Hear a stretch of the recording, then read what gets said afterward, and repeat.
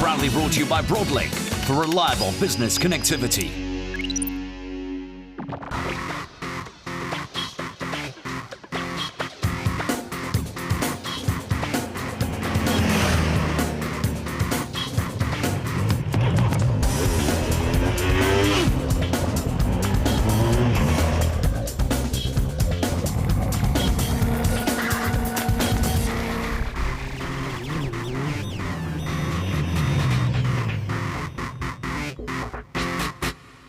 Yes, I'm out and about with Vaughan actually, and I'm on the Honda Crosstrunner.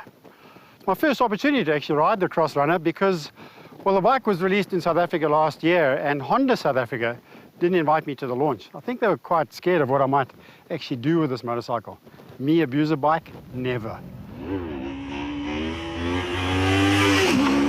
Yes, and I'm out on the VFR 1200X Crosstourer, as they're calling it. You would have remembered it. Elaine rode that bike 2 months ago or so on the launch, and we're out doing a little bit of a, not a road test or a shootout, just getting a little bit more of an understanding of this VFR V4 cylinder concept that Honda has had for so long and has really increased in their depth of range with this V4 layout.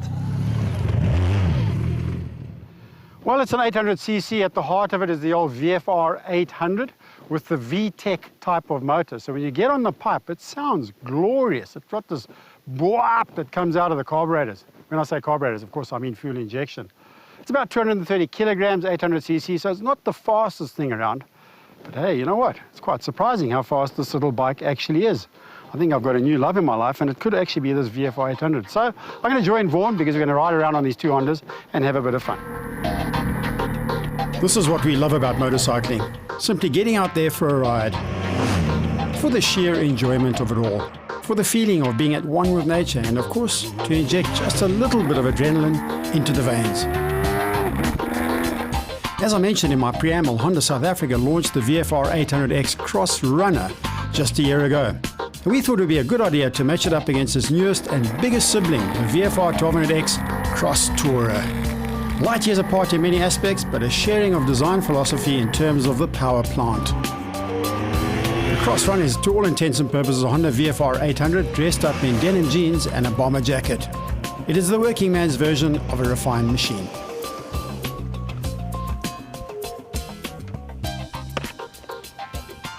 Well, I reckon I got the best bike today because Vaughan not really liking the bulk of the big old 1200. Little 800 is just so nimble and so good at what it does.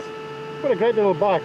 You hear the fan kicking on now because up and down, but it's still running at a low just under 100 degrees, which is quite amazing because the fan kicks in at exactly 100. So great little bike. Continue to have some fun with it. See you later. This is the sort of bike that the boss, Bruce Springsteen, would be seen riding. His staged presence of denim jacket and hobnail boots personify this Honda. I can almost hear his rough and ready voice screaming, "Born to be wild," in my ears as I ride it. The Crosstrunner doesn't offer any fancy electronic innovations, such as traction control or electronically adjustable suspension. You don't even get the handy hydraulic preload adjuster from the donor bike that it comes from. It's out with a C-spanner. And time for some skilled knuckles to add some more preload on the rear, or screw on a little bit of rebound damping. All manual labor stuff. I like it. The long-heralded VFR 800 engine is an absolute gem. In Crosstrunner, guys, a heavier flywheel adds a little bit more oomph and character to what already was one of the most charismatic power plants ever to grace a Honda chassis. The 800 and the 1200, both V4s, no coincidence that their MotoGP bikes have a V4 engine as well. With the VFR 1200F-based new Crosstourer, Big Red has transformed the extremely powerful 1237cc V4 from its sports touring flagship into an adventure-styled machine, bringing an upright position, long travel suspension and low-speed manners of adventure bikes to the fore. Now where's Vaughan gone? He's left me behind. Back on the tar though, riding together.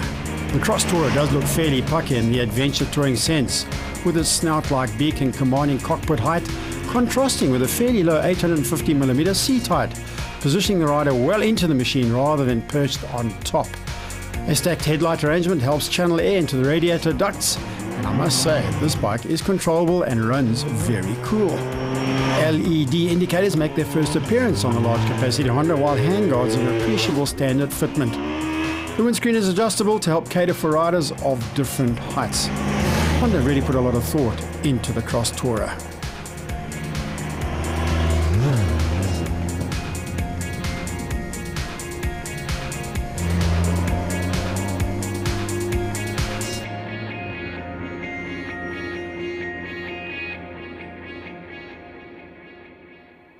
Well, unfortunately, that's where the fun on the Cross Runner actually ends, because it doesn't really want to go on these dirt roads. As much as I'd like it to, it's not intended for that purpose.